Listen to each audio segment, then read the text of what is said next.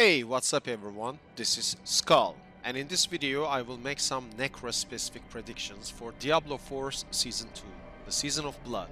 As you may know, the first live developer stream concluded and they have shared some massive information with regards to Season 2 Vampiric powers. These powers are crucial to the extent where they define builds. While we still have a massive developer livestream coming, I wanted to release this video beforehand and make some predictions about the best Necro specs for Season 2. Please take my predictions with a grain of salt because the second developer livestream will share information with regards to reworked critical strike damage, unique items and other crucial points. I made my predictions based on the new Vampiric powers and my guess about the reworked uniques and damage properties. Without further ado, let's do this. So when we look at the new Vampiric powers, we are going to observe specific Vampiric powers that are suited for the Necromancer. Now we know that there are 22 Vampiric powers available in Season of Blood, but I'm not going to go through all of them. I think there are some specific powers that are going to make certain Necromancer builds over the top. So the first one is going to be, of course, related to the Summon Necromancer, because Coven's Fangs, which requires 2 Divinity Pacts, gets activated by minions. And the minion attacks can deal 52% increased damage to CC'd enemies. Now, the Summoner Necromancer usually uses Decrepify Curse, and Decrepify is a crowd control. It slows enemies and also can make it so that it can also stun. So, and on lucky hits, basically your companions or minions, in the Summoner Necromancer perspective, it's the minions, they have up to 30% chance to inflict Vampiric Curse when hitting enemies. The Vampiric Curse is going to become important later in this video. I will go through it. But right now, we know that the Summon Necromancer, especially the Ring of Mendel Necromancer, loves lucky hit. And your minions can actually contribute to more damage to CC. So you use Decrepify, you have lucky hit. So this is a really good Vampiric power for the Summon Necromancer, basically. Then we also have Feed the Coven, and it procs on lucky hit. And basically minions have up to 60% chance to restore 10 primary resource to you. We don't care, the Summon Necromancer doesn't care about primary resource, and increase your damage by 10% for 4 seconds. Now, we know that the current Ring of Mendel unique item actually gets scaled off your character's damage, the Necromancer's damage, which means if they do not rework, if they do not change Ring of Mendel, this is going to be a huge damage buff for the Mendel Summon Necromancer. Because, as I said, Ring of Mendel explosion damage scales off your character, not the minions. So your minions can actually grant you damage increase. This is definitely, again, I'm telling you, if they do not change Ring of Mendel, this is going to be crucial for Summon Necromancer, especially the Ring of Mendel version. So then, of course, we're going to talk about another important one, Prey on the Weak for the Bone Spear Necromancer. This is also good for the Summon Necromancer, but this is generally good for the Bone Spear one. You deal 16% increased damage to vulnerable enemies. Enemies are vulnerable while affected by a Vampiric Curse from your other Vampiric powers. Now we know that there are some Vampiric powers that can inflict Vampiric Curse on your enemies. I'm gonna come to that point. But Prey on the Weak is really good both for the Summon Necro and the Bone Necro. Also, the Infinimist can actually benefit from this as well. Now, then, of course, we're gonna talk about another power, which is Resilience. You gain 1% damage reduction for each 2% life you are missing. Now, this is not really good for the Necromancer on paper. Actually, this is gonna be great for the Bulwark Druids if they play that, injured barrier protection like immune one, that spec. This is great for that, but unless they don't change it, of course. But then Sanguine Brace basically when you kill an enemy, you fortify for your base life, and when you have more fortified than your maximum life, half of your maximum life, you gain 8% critical strike chance. Again, this is really good for the Bone Spear Necromancer when you're doing Nightmare Dungeons. You will have massive fortify. This is also good for the Ring of Mendel and Infinimist Necromancers as well. Now, we are going to look at the major powers, and these are insane. Also, Undying casting skills, this is okay for the Bone Spear Necromancer, but in terms of defensive powers, I think the Revenge, Season 1, Revenge Malignant Heart is 10 times better than these defensive powers. So the major ones, these are crazy. So, yeah, we're gonna go with Accursed Touch, which requires 6 Divinity Packs.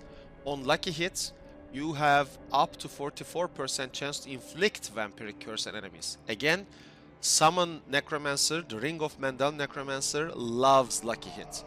And we know that Bone Prison actually can proc lucky hit on demand. It is close to 100%. So then, every time you cast your Bone Prison, you will have up to 44 chance to inflict Vampiric Curse on enemies.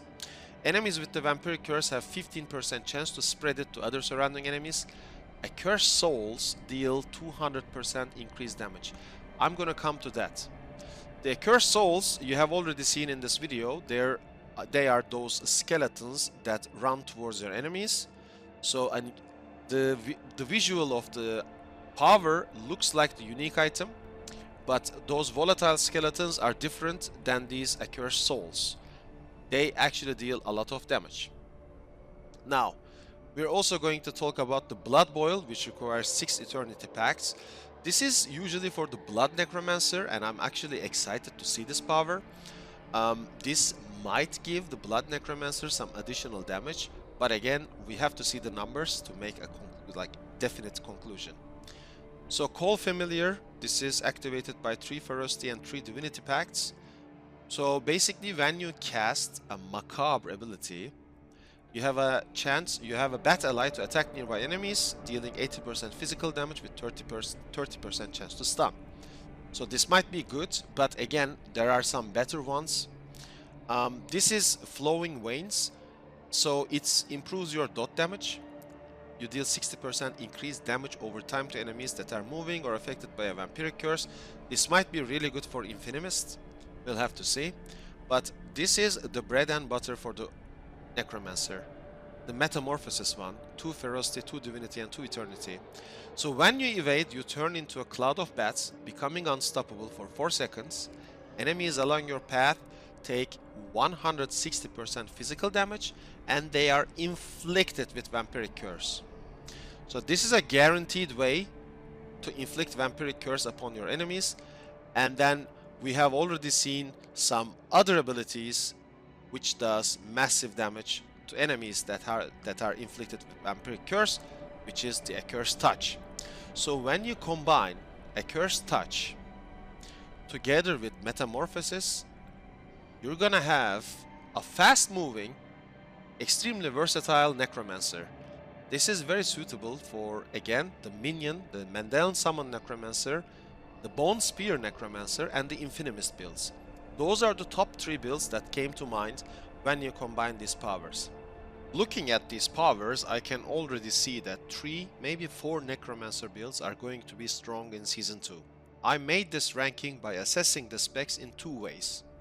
Their power against Uber boss fights and their capacity to efficiently clear tier 100 Nightmare Dungeons. These builds are the Mendel Summoner, Bone Spear Necro, Infinimist, and potentially Blood Necro. Now, if I have to rank these builds with the limited information we have, I have to take a leap of faith and make my prediction before the release of the second developer livestream. I would probably rank Blood Necro as 4th place unless we see a massive overhaul on overpower mechanics. This will be covered in the second developer livestream, so we will have to wait until that. I would definitely love to be wrong about this. Continuing with the third place, I will put Infinimist here since it will still have amazing defensive capacity for tier 100 Nightmare dungeons. However, this spec is not made for single target fights, especially Uber bosses. There are simply better Necromancer builds that can perform both in tier 100 Nightmare dungeons and Uber boss fights. This takes us to the second place. I am predicting it will be the Bone Spear Necromancer for two simple reasons. The first reason is the upcoming critical strike mechanic change. Unless they butcher critical strike damage, I am expecting it to be more exciting. The second reason is the raw power of the build, which can definitely slay Uber bosses and Nightmare tier 100 dungeons. Certain vampiric powers definitely appeal to Bone Spear, and I'm expecting it to be a great Uber boss killer. However, Bone Spear Necromancer needs survivability. I have created the Lidless Wall one-hander Bone Spear Necro for tier 100 Nightmare Dungeon speedruns. That build utilized the Revenge Defensive Malignant Heart, which would provide 20% flat damage reduction. Now that we lose the Revenge Heart, Shako is a must-have for the Bone Spear Necromancer, simply because of the 20% damage reduction it provides. The spec will definitely be great against Uber bosses, but it will need some fine-tuning to perform in tier 100 Nightmare dungeons. And finally, the first place goes to the Ring of Mandel Summon Necromancer. The Ring of Mandel Summoner was already performing great in Season 1. It would kill Uber Lilith nearly as fast as the Bone Spear while absolutely obliterating tier 100 Nightmare dungeons. I have to warn you though, the Mandel Summoner heavily relies on the Ring of Mandel unique ring and the Bone Prison glitch, which procs lucky hit on demand. Essentially, you cast Bone Prison, it procs Ring of Mandel and explosive damage around your minions and everything dies. The developers have announced that they have reworked unique items. If they did not nerf the Ring of Mandel or fix the Bone Prison glitch, this build will absolutely decimate everything. Please keep in mind that I have assessed these builds based on their Uber boss performance and Nightmare tier 100 speedrun capacity. Especially in tier 1 speedruns, you will usually encounter big groups of monsters and either skip them or clear packs as fast as possible. Now, Nightmare tier 100 speedruns are crucial because in Season 3 there will be leaderboards, and basically specs in Nightmare tier 100 speedruns, they have good survivability and really good damage. So those are my criterias and those are my predictions. I hope this video helped you in some way. Remember to like the video and subscribe to my channel for more high-end game content coming soon. I will be releasing more Necromancer Season 2 content after the second developer livestream. See you in the next one.